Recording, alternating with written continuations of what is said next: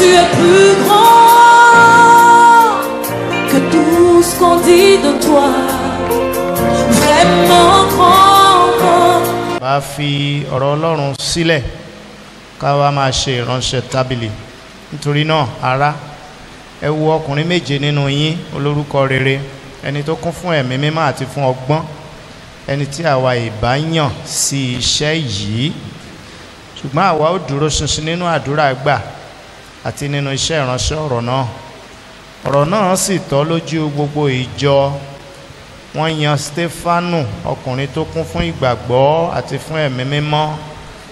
Àwọn yòókù ní Fílípì àti Prókórù àti Níkánórù àti Tímónù àti Pámẹ́nà àti Níkólà aláwọ̀ṣe Júù ará Áńtíókù, ẹni tí wọ́n mú dúró níwájú àwọn àpọ́stélì nígbà tí wọ́n sì gbàdúrà, wọ́n fi ọwọ́ lé wọn.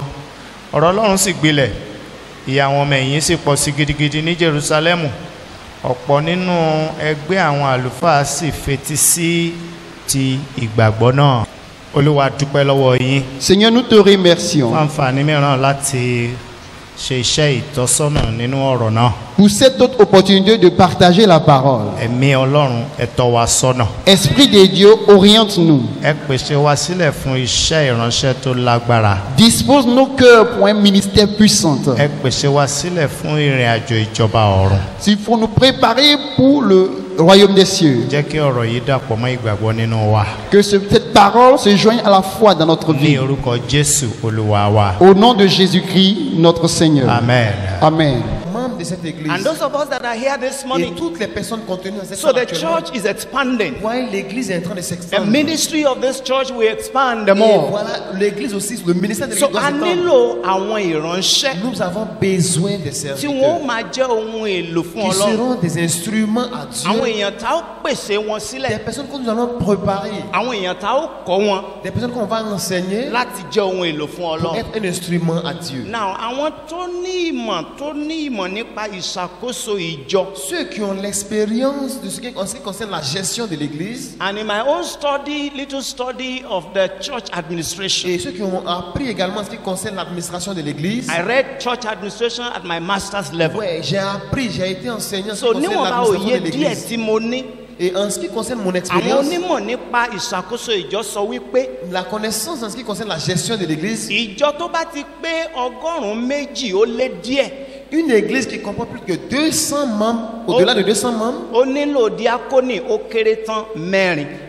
a besoin au minimum de 4 diacres. Any church that is above 200 Toute église qui surpasse les 200 we individus, need at least 4 nous avons deacons. besoin au minimum 4 diacres. We are more than 200. Nous sommes plus que 200. We are more than Nous 500. sommes plus que 500. We are more than Nous 750. sommes plus que 750. We are more than 1000. Nous sommes plus que 1000. So it's a vacuum in our church. Voilà, nous avons besoin de cela dans So notre a église. nílò ìgbésẹ̀ yìí. Nous avons besoin de poser cette Èyí ni action. wọ́n ṣe nínú ìṣe àwọn Voilà ce apọ́sítélì. qui a été fait dans l'acte des apôtres. Nígbà tí àwọn ọmọ ẹ̀yìn ń pọ̀ sí, Lorsque le nombre des tí fidèles iṣẹ́ augmentait ìránṣẹ́ ń gbòòrò et que sí, le ministère s'agrandissait, wọ́n kíyèsí wípé àwọn nílò ils wọn. ont observé qu'ils ont besoin. Now lóòótọ́ la lè sọ pé láìsí àwọn díákónì, On peut également dire que sans les diacres, ṣé àmọ́ ṣèjọ ni? est-ce que l'église n'existe pas? Ẹnìkan lè máa wí mẹ̀yẹn fún mi pé Quelqu'un peut me dire aussi là-bas que nígbà tí wò ó tí ì dé bá ní díákónì, quand toi-même tu n'étais pas encore arrivé, on nígbà n'avait tó pas ti de wà ń bí diacre. ẹ bá ní díákónì, Depuis tu es arrivé, on n'a pas de diacre. ṣáàmọ́ ṣiṣẹ́ ìránṣẹ́ ni.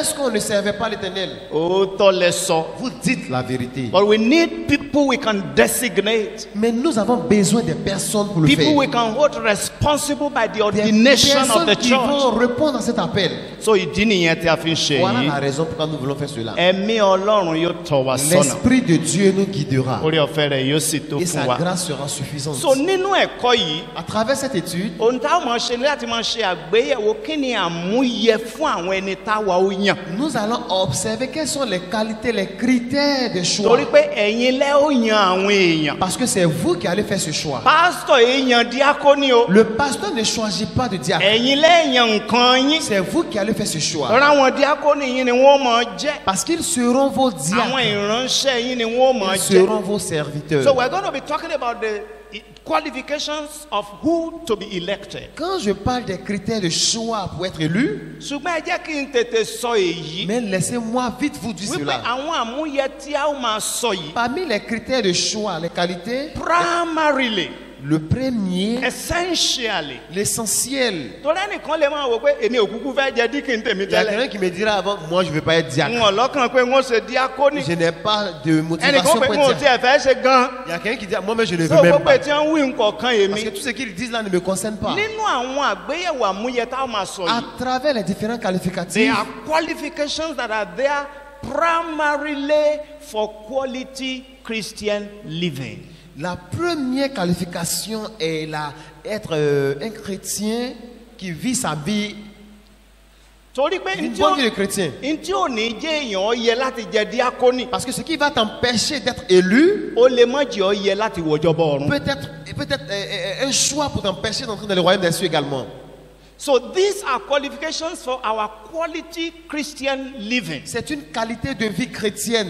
Une vie- gbogbo ẹni tó fẹ́ gbé ìgbé ayé ọmọlẹ́yìn Kristi tó nítumọ̀. Celui qui veut mener une vie comme un bon disciple. àwọn àmúyẹ tá a máa sọ yìí Voilà ó les wà fún wa. qualificatifs qu'il a pour cette gbogbo ẹni personne. tó fẹ́ gba ojú rere àti ìbùkún lọ́dọ̀ Ọlọ́run. Celui qui veut recevoir la faveur et la bénédiction de Dieu. àwọn àmúyẹ wọ̀nyí tá a máa sọ C'est yìí ó wà fún wa. qualificatif, quand on va le dire, il va gbogbo ẹni tó accepter. fẹ́ jogún ìjọba Ọlọ́run. Celui qui veut hériter des royaumes des cieux, àwọn àmúyẹ wọ̀nyí ó c'est wà fún wa. qualificatif, ces critères doivent So être.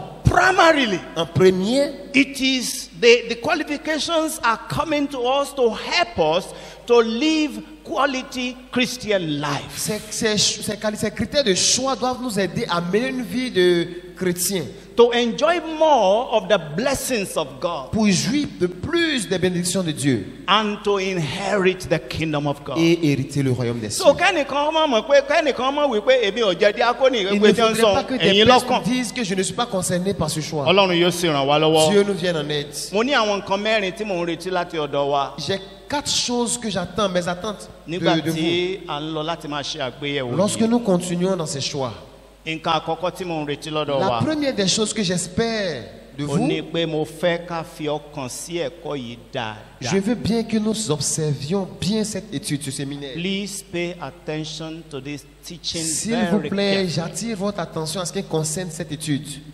We need it. Nous avons besoin de cela. Torí pé ńgbà tá a bá máa yàn. Parce que lorsque nous allons commencer ces choix, ẹ̀kọ́ yẹn lẹ́ẹ̀mọ̀ mú wá sí ìrántí pé lágbájá ń tiẹ̀ wí ṣé kí n yàn án. et ces études-là, vous allez vous rappeler, vous allez vous souvenir que ces choix dictés, est-ce qu'ils correspondent à ces personnes? Pay serious attention to this teaching. S'il vous plaît, je demande votre attention. nǹkan àkọ́kọ́ tí mò ń retí lọ́dọ̀ yín nìyẹn. Voilà la première des choses que j'attends de vous. nǹkan kejì tí mò ń retí La lọ́dọ̀ yín. deuxième des choses, ẹ máa kọ ọ́ lẹ̀. prenez note. Take note. Prenez note. ohunkóhun tí a bá ń sọ nípa àwọn àmúyẹ yìí. Tout ce que nous dirons en ce qui concerne les critères de not choix, only to elect the deacons. pas seulement pour l'élection des but to diacres, apply to our Christian mais ce life. que nous devons appliquer pour notre vie de chrétien. nǹkan kẹta tí mò ń retí lọ́dọ̀ La yín. troisième des choses que j'attends de vous, ẹ ó gbàdúrà o. vous allez prier. it's a spiritual exercise. C'est un exercice spirituel. so we have to pray. Donc nous devons prier. ẹ gbà nílé. Vous allez prier à la a maison. gbà lápapọ̀. Nous allons prier ẹ gbà ensemble. láwọn small Vous allez group. prier dans vos that as we petits groupes. take this step. Et lorsque nous prenons cette étape, a ní ṣe ìfẹ́ nous tara n'allons wa. pas faire nos propres choix. so ẹ Vous gbàdúrà. allez prier. nǹkan kẹrin tí mò ń retí lọ́dọ̀ yín. La quatrième chose que ẹ j'attends de jẹ́ vous, olóòótọ́ vous serez juste honnête sí mi àti sí ìjọ yìí. à moi et à cette église. I am expecting that you will be honest. J'espère que vous soyez I am honnête, expecting that you will be transparent enough. que ceci soit transparent láti yan àwọn èèyàn pour faire le choix des tẹ́ ẹ personnes mọ̀ bí wọ́n ti rí. que vous connaissez tẹ́ ẹ bien mọ̀ pé wọ́n yẹ. et que vous saviez qu'ils tẹ́ ẹ sont ní fi dignes ẹ̀kọ́ tanná fún wa. sans nous blaguer, sans aucune tromperie. when we were in the seminary. Quand j'étais encore au séminaire, àkókò yẹn àwọn reports ti bẹ̀rẹ̀ sí wá sí seminary il y avait des réponses qu'on envoyait au séminaire láti àwọn ìjọ kọ̀ọ̀kan. depuis des églises. àwọn èèyàn ń kọ̀wé sí seminary. Des gens envoyaient, écrivaient àwọn au ẹlòmíràn séminaire. máa wá sí seminary. D'autres personnes venaient au séminaire wọ́n á wá bá àwọn olùkọ́ sọ̀rọ̀ tàbí ọ̀gá et seminary. venaient parler aux enseignants. àbí kán et lọ sí ọ́fíìsì ní àjọ ńlá. ou bien aller directement à la convention, au bureau de la convention. ara complain wọn ni pé irú àwọn pastor wo lẹ́ ń tiẹ̀ ń train fún wa ní Quels ìsìn sont náà. des pasteurs même que vous choisissez pour nous actuellement là même? àwọn pastor tẹ́ ń fún wa ní ìsìn nǹkan mọ̀ ti bàjẹ́. Voilà, des pasteurs que vous nous envoyez actuellement ne sont plus owó ni dignes. a mọ̀ fẹ́. Ils sont amoureux de ìwàkuwà náà l'argent. máa ń hù. Ils sont amoureux de l'argent. ọ̀kan nínú àwọn ọ̀gá àgbà seminary wa dáhùn. Et l'un des dirigeants du séminaire dit, ọ̀gá ní àwọn ẹni tẹ́ ẹ fún wa. ce sont des personnes que vous nous avez àwọn envoyées, la dá padà sọ́dọ̀ que nous yín. avons retournées vers vous. àbí bá náà kọ́. Ou bien pas cela. àwọn tẹ́ ẹ recommend Ce sont des wípé personnes que vous nous avez wọ́n ti recommandées, gbà pé qu'ils ont accepté l'appel. wọ́n yẹ ní Ils pastor sont dignes d'être tẹ́ pasteurs. ẹ fi ránṣẹ́ Que vous sí nous à. avez envoyés, àwọn làwa kọ́. que nous avons a enseigné, sì dá wọn que nous padà avons sọ́dọ̀ yín. envoyés vers vous. ọ̀rẹ́ yìí náà wọ́n mọ̀ ṣiṣẹ́ fún. Parce que c'est vous qu'ils vont servir. àwọn tẹ́ ẹ bá yàn. Ceux que vous aurez ẹ choisi, bá fi rán yán yàn. si vous avez choisi n'importe torí qui, pastor ó kàn ń gbórí kí ni kò voilà, kúkú mọ̀ yín tó parce bẹ́ẹ̀. que lui, il se promène en vous sans vous prier. I may not know many of you until now. Et jusque-là, je ne connais beaucoup de personnes parmi vous. So àwọn èèyàn ẹ jẹ́ olótìtọ́ nínú ìgbésẹ̀ yìí o. Soyez honnêtes dans cet exercice, s'il So vous that we plaît. have people Pour ne that pas are vous tromper. worthy Des personnes qui sont dignes to become servants for the pour Lord. consacrer à Dieu. ẹ̀mí ọlọ́run ó darí wa. L'Esprit de Dieu va nous diriger. a ní àkókò pọ̀. Nous n'avons pas assez de temps. ẹ jẹ́ kí n sọ bíi méjì nínú àwọn àmúyẹ yẹn lónìí kí n Laissez-moi dánu dire dúró. au moins deux qualificatifs, deux àdánu dúró critères a de máa choix. tẹ̀síwájú. We have many of them. Il y a beaucoup. So we'll be taking them gradually. Et nous allons continuer de façon So it's going to graduelle. be in series. Et cela va se passer en Now série. lónìí Aujourd'hui, mo fẹ́ bẹ̀rẹ̀ sí sọ àwọn àmúyẹ. je veux parler des critères de choix.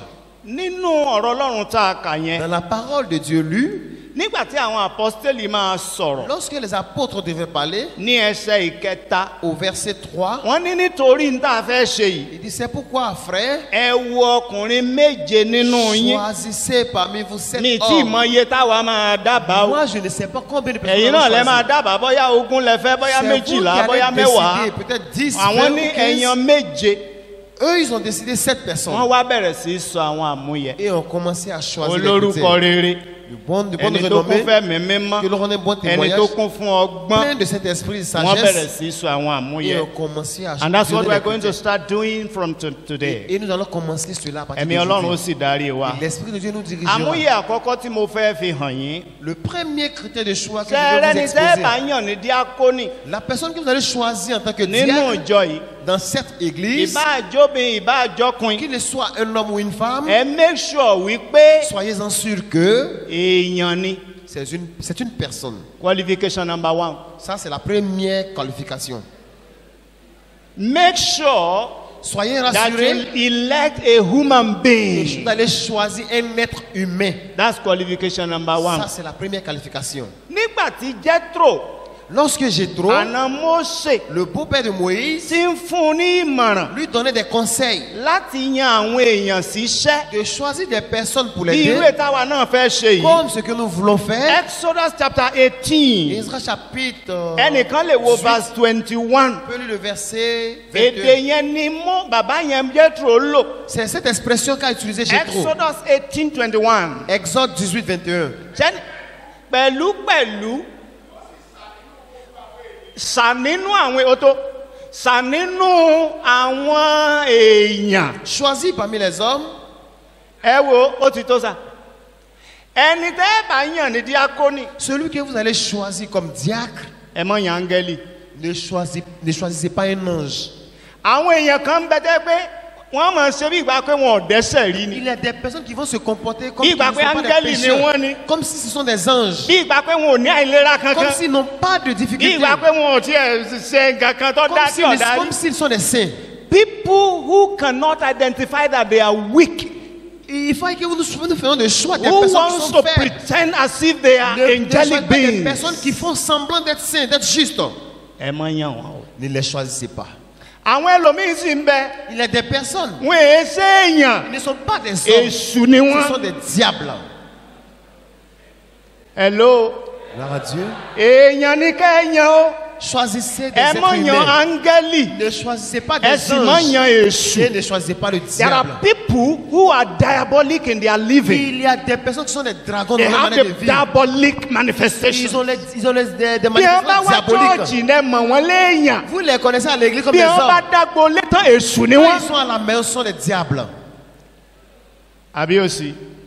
Est-ce que vous voyez Ẹ má cela? yan irú èèyàn Ne bẹ́ẹ̀. les choisissez pas. Ce sont des Ẹlòmíì ń personnes. bẹnu ẹgbẹ́ òun àti èṣù ni ẹjọ́ ń jẹun. Il y a des personnes qui sont dans des congrégations de diables, des sectes. Nǹkan yọ̀ọ́lá ẹ̀wòrán èèyàn náà ní ń gbé kí. Il a la posture. Ṣùgbọ́n l'image ẹ̀mí méje ti Maria Magdalene ó kéré lẹ́gbẹ̀ẹ́ tiẹ̀. mais les sept esprits de Marie de Magdalene sont peu auprès de cet esprit. Ẹ̀mí méje Maria Je dis, Magdalene les sept mauvais esprits ó de Marie kéré de Magdalene lẹ́gbẹ̀ẹ́ ẹ̀mí tí ń bẹ́nu sont tiẹ̀. peu, sont moins que ces esprits en lui.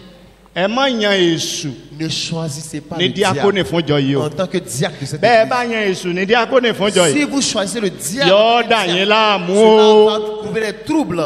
Bẹ́ẹ̀ bá yan áńgẹ́lì fún jọ Si yìí. vous choisissez des anges pour cette église, Yóò kó bá yín o. va vous conduire en erreur. Torí òní ọmọ gba sí Ọlọ́run ṣe. Parce qu'il va se comporter comme Dieu au milieu de vous. Number 3. Àwọn èèyàn kan bẹ ẹranko ní ọ́. Il y a des personnes qui sont des animaux. Èèyàn ní kẹ́ẹ̀yàn. Choisissez des Ẹ má hommes, yan des ẹranko. êtres humains et non des animaux. That's the number 1 qualification. Voilà des qualifications à choisir. Elect a Des critères de human choix. being. So àmúyẹ àkọ́kọ́ nù kẹ́ni yẹn jẹ́ èèyàn Il faut que cette personne soit un être humain, tí è sangẹ́lì qui n'est pas un ange, tí è ṣèṣù qui n'est pas le diable tí è dè ṣe ẹranko. et qui n'est pas un animal non plus. Qualification number 2. La deuxième qualification, le deuxième critère de choix. Ẹni tẹ́ ẹ bá yàn Celui que vous allez choisir ní diakoni en diacre, ẹ jẹ́ kó jẹ́ ẹni tí ń bẹ láàrin wa qu'il soit une personne parmi vous, lẹ́mìí àti lára. spirituellement et physiquement. Ẹsẹ̀ ìkẹta ìwé tá a kàn yẹn. Le verset 3 du passage lu, He or she must be from among us. il doit être parmi nous, Who is with us qui est avec nous, physically and physiquement spiritually. et spirituellement. Ní ẹsẹ̀ ìkẹta Au troisième, wọ́n ní ara ẹ wo ọkùnrin méje nínú choisissez yín. 7 personnes parmi vous. Èdè tí wọ́n pè ní nínú yẹn lèdè òyìnbó ló láàrin yín ni. Vous voyez le thème parmi nous, ce qui veut dire entre nous-mêmes. Ìyẹn náà dẹ ni wọ́n ṣe nínú ìwé ìṣàpọ́sítélì orí kìíní. Et c'est ce qu'ils ont fait dans Actes des Apôtres chapitre 1. Nígbà tí wọ́n fi ẹlòmíì sáàyè Judas Au Iscariot. moment où on devait remplacer Judas Acts Iscariot. of the Apostles chapter 1. Actes des Apôtres chapitre I 1. think it should be in verse 21. Je pense que c'est au verset 21. Wọ́n ní ó gbọ́dọ̀ jẹ́ ẹni tó ti wà pẹ̀lú wa. Puis cette personne doit être une personne Láti qui a gba été avec nous iṣẹ́ ìránṣẹ́ Jésù depuis le ministère de tó fi Jésus débi ìjìyà rẹ̀. jusqu'à sa Àtìgbà tó jíǹde souffrance, yìí. jusqu'à sa résurrection. Somebody with us. Quelqu'un qui est avec nous. Somebody from among us. C'est lui qui est parmi nous. I want to challenge you. Je vais vous lancer ce défi. Ẹ dákun àwọn tẹ́ ẹ bá yàn. Ceux que vous allez choisir, Ẹ wádìí wọn kẹ́ ẹ rí i pé wọ́n ń bẹ láàrin wa o. veuillez Àwọn avoir des kan informations qui sont parmi vous. a mọ̀ rí ọ́n bí ṣùgbọ́n wọn ò sí láàrin wa. Il y a des personnes qui sont ici et qui ne sont pas parmi nous. Wọn ò sí pẹ̀lú wa. Ils ne sont même pas avec nous. Èmi ọmọ tẹ́ fi dá wọn Je mọ̀ ne o. sais pas par quoi les reconnaître. Torí àwọn mi ń bẹ wọn ò sí pẹ̀lú wa tí wọ́n bá ní nǹkan ṣe wọn ó dẹ̀ sún mọ́ wa Il y dáadáa. a des personnes, c'est que lorsqu'ils ont Bí wọ́n bá ti quelque chose ṣe vers nous, nǹkan tán pẹ́ après báyìí cela, wọ́n tún lọ ibi tí wọ́n belong. ils vont où ils appartiennent. There are people Il y a des personnes who are not from among qui us. ne sont pas parmi nous. Who are not with Ils ne us. sont pas avec nous. Spiritually, physically. Spirituellement et physiquement. Ẹlòmíì ń bẹ physically báyìí Il ni. y a des personnes de manière physique. Kò sí pẹ̀lú wa Ils ne spiritually. sont pas avec nous Ẹ spirituellement. ní rí prayer service. Ils ne viennent pas à la Ẹ réunion de ní rí prière. Bible study. Ils ne viennent pas à l'étude Ẹ ní biblique. rí Sunday Ils ne school. viennent pas à l'école du dimanche. Ẹ kàn rí tó náà jókòó ni. Vous voyez qu'il est assis simplement. Kódà bí sì máa ń lọ lọ́wọ́ gan tó bá wù ló lè máa ṣe. Pendant le culte, il peut faire Ó ce lè qu'il pe àwọn veut. èèyàn jáde kí wọ́n sáré sọ̀rọ̀ kí wọ́n tún wọlé Il peut padà. appeler des gens dehors, faire une petite réunion et rentrer à Eléyìí nouveau. ò sí láàrin wa. Ceux-là ne sont pas parmi Kò nous. sí Il pẹ̀lú n'est wa. pas avec nous. Ṣé ó yé mi? Est-ce que vous comprenez ce que je dis? Ó yé yín. I have been a Baptist pastor for some time now. J'ai été pasteur baptiste depuis quelques années. When we start teaching on election of deacons, Quand j'ai commencé à enseigner en ce qui concerne l'élection des diacres, people begin to pretend. il y a des personnes qui ont commencé à prétendre ce qu'ils ne sont pas. Yeah. font semblant d'être ce qu'ils ne sont pas. I've ordained deacons in the churches I pastor twice. This will be the third one. Voilà, ici c'est la 3e église que je vais diriger comme So ça. I know the Je manifestations. connais très bien les Àwọn èèyàn manifestations bẹ̀rẹ̀ sí des wọn personnes. pretend. Des personnes qui vont prétendre. Wọ́n máa fi ra ẹlòmíì kò sí pàdé tí wọ́n pè ní pàdé tó jẹ́ social meeting tí ò ní síbẹ̀ ṣùgbọ́n Bible study kò sí mbẹ̀, prayer service kò sí mbẹ̀, ẹgbẹ́ ọkùnrin kò sí mbẹ̀, gbogbo ẹ̀ kò sí mbẹ̀. Toutes les réunions qu'ils peuvent appeler comme des réunions sociales, ils peuvent appartenir. Mais l'étude biblique, Ṣùgbọ́n la nísìnyí ta prière, ní àyàn díákónì. mais maintenant qu'on a besoin de choisir des diacres, Yọ wà múra sí. ils vont commencer à venir à des réunions. Tó bá yẹ pé yìí náà ni ó sì tán ayé rẹ̀ ṣe ọ̀dà. Si c'est cela aussi qui va changer sa vie, c'est Il y pas en a mauvais. là. Ça aussi c'est pas mauvais. But I want to challenge all of you. Mais je veux vous mettre au défi chacun de nous. The two things I've said, Les deux choses que j'ai dit, qualifications. les qualifications, I'm going to stop there today, ce que nous allons voir aujourd'hui, but this is not primarily for those who want to be deacons. mais cela n'est pas la première pour des personnes qui doivent être Kì í ṣe diacres. nítorí pé èèyàn fẹ́ ṣe díákónì C'est pas parce qu'on veut être diacre ni ó fi wá dé èèyàn. qui va commencer, qui va faire de lui de devenir une personne, un être humain. So gbogbo ẹni tó ti ń hùwà ẹranko tẹ́lẹ̀. Toutes les personnes qui se comportent comme des animaux au préalable, Gbogbo ẹni tó ti ń ṣe bí áńgẹ́lì kó ọmọ des lọ́dà personnes qui se lọ́mọdé. comportent comme des anges au Gbogbo préalable, ẹni tó ti ń fira rẹ̀ ṣe èṣù tó gbé èṣù mi des tẹ́lẹ̀. personnes qui se sont comportées comme des diables. God through Jesus wants to make you a human being. Dieu, à travers Jésus, veut faire de toi un être humain.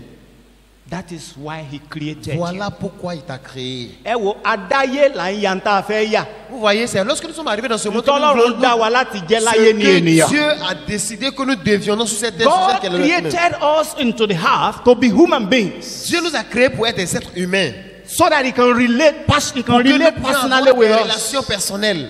He has created us as social Il beings nous a créés pour vivre de manière so he can sociale. relate with us socially Pour and vivre de spiritually. manière sociable. Adáyé tán là ń yà yàkuyà. C'est lorsque nous sommes arrivés dans le monde, maintenant chacun se Ẹlòmíì dáyé comporte comme il veut. ẹgbẹ́ tó wà nù ẹ̀ ń bẹ nù ti orílẹ̀-èdè ń bẹ ń ti ìlú èbó Vous ń voyez? bẹ ní ti gbogbo ẹ̀. C'est après être dans ce monde que chacun a choisi d'appartenir à ce qu'il veut. Ẹlòmíì dáyé tán ní ń hùwà ẹranko. D'autres sont arrivés dans ce monde et après on commence à se comporter comme des animaux. God has not so created us. Dieu ne nous a pas créés ainsi. So live your life as a human being created by God. Vis ta vie comme un être humain créé par Dieu. Nínú ìwé Jòhánù orí kìíní, Dans le livre de Jean John chapitre chapter 1. 1, Jean chapitre You know 1, the Bible talks about, he was talking about John. He said, a man that came, ẹni tó wá láti ọ̀dọ̀ il dit Ọlọ́run. l'homme qui est venu de Dieu. We have come from him Nous sommes as a venus de servant. Dieu en tant que Bí serviteurs. ìránṣẹ́ ni Comme wá. serviteurs. Ènìyàn tó jẹ́ ìránṣẹ́ fún Un Ọlọ́run. homme, un être humain qui est serviteur So de Dieu. God is looking for human beings to serve him. Dieu cherche des personnes, des êtres To humains pour le serve his servir. people. Pour servir son peuple. To serve his kingdom. Pour servir son royaume. You can position yourself. Et il faut examiner Fi ara toi. rẹ ṣe èèyàn nínú Et Ọlọ́run. comporte-toi comme un être humain dans Má cette assemblée. dẹranko. Ne sois pas un Má animal. dẹ̀ṣù. Ne sois pas le Má diable. ṣe bí Ne áńgẹ́lì. se comporte pas comme un ange. The Lord will help you. Dieu nous aidera. And number two that I talk about. Voilà le deuxième point que nous nous parler. If you have been deceiving us to pretend as if you are among us Si and nous with sommes en us, train de nous mentir, en nous comportant, en prétendant ce que nous ne sommes pas but you are not, et que nous ne sommes pas, you can change your ways. tu peux changer, amender ta voix. You cannot deceive God. Tu ne peux pas tromper Dieu. You cannot mock Tu God. ne peux pas tromper Dieu. Ṣé ẹrẹ́ni tí máa ń tàn wá ń bí? Celui qui est en train de nous tromper ici sur Tó cette ń kàn terre, fara fojú hàn bí pé ń bẹ láàrin wa ń il bẹ se pẹ̀lú wa. comporte comme s'il est avec nous Tí ò dẹ̀ sí pẹ̀lú wa. et qu'il n'est pas avec nous. Èèyàn eléku méjì kọ́ mọ́ On ne pàdánù. peut pas poursuivre deux animaux sans les perdre. Wọn ò ní gbà wọn ò ní trust ẹ lọ́hùn. Il n'est pas accepté là-bas Wọn ò ní trust ẹ ní. et non plus ici également. And that brings a lot of, Voilà, il y a beaucoup de shame. personnes ainsi. Mais Ọlọ́run yóò ràn wá lọ́wọ́. Dieu nous vient en aide. I want us to pray. Nous voulons également prier. Do we have Pastor Falabi here this morning? Nous avons également ici le pasteur Afolabi ici. Please come. S'il vous plaît, venez. Please come. I want him to pray for the church. Nous voulons que vous priez pour l'église. At the first service this morning, Et le premier service ce matin, somebody prayed for us. il y a quelqu'un qui a prié pour nous ici. Ìgbésẹ̀ tá a fẹ́ gbé yìí, Et l'étape Please que come. nous voulons entamer maintenant, that the Spirit of the Lord que l'Esprit de Dieu will lead us. nous dirige. Tá a ní ṣe nínú ìfẹ́ Que nous tara n'allons wa. pas faire selon notre volonté. Tá a lè rí bí nǹkan Que tẹ̀mí. nous allons observer comme quelque chose de Tá spirituel. a lè gbàdúrà fún Que àṣeyọrí. nous allons prier pour son succès. Tí a lè jẹ́ olótìtọ́ sí Et ara pour que wa nous àti sí soyons Ọlọ́run. honnêtes envers nous et envers Dieu. Pastor Falabi is going to pray for us this Pasteur Afolabi va prier pour nous. morning. Thank you for honoring that. God Merci, bless you. monsieur.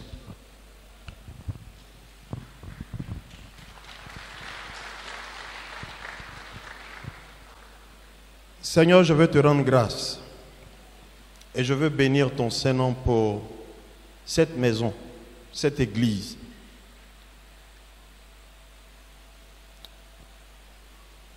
Seigneur, avant de prier pour te remettre cette assemblée, te remettre cette congrégation, je veux me rappeler, Seigneur, il y a bien longtemps, quand enfant, notre Père et notre Mère nous conduisaient en ce lieu.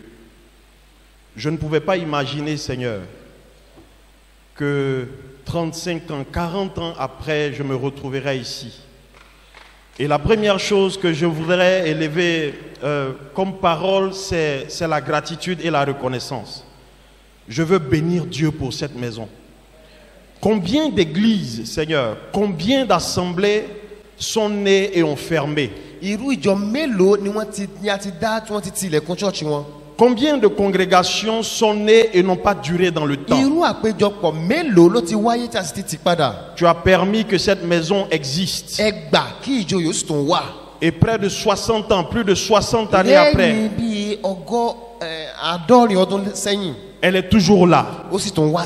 C'est le signe, Seigneur, que ta présence est dans ce lieu. C'est le signe, Seigneur, que ta main, Seigneur, est sur cette œuvre. Seigneur, en cet instant, j'élève la voix pour la remettre entre tes mains. Je prie Dieu Tout-Puissant afin que ta grâce surabonde sur cette maison. Que cette maison soit bénie au nom de Jésus. Que la grâce de Dieu se déploie dans cette maison au nom de Jésus. Que la présence de l'Esprit de Dieu soit continuelle. Que la force du Seigneur conduise les hommes et les femmes qui conduisent cette œuvre. Dans le nom puissant de Jésus. Je prie, Père, afin que toute œuvre de l'ennemi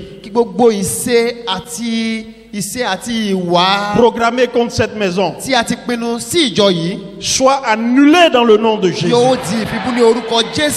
Je prie ce matin afin que la puissance de l'Esprit de Dieu se déploie continuellement dans cette maison, afin que les œuvres du Seigneur continuent éternellement dans le nom de Jésus. Seigneur, je veux te remettre d'une façon particulière l'homme que tu as établi sur cette maison. C'est un homme de l'esprit. C'est un homme de sagesse.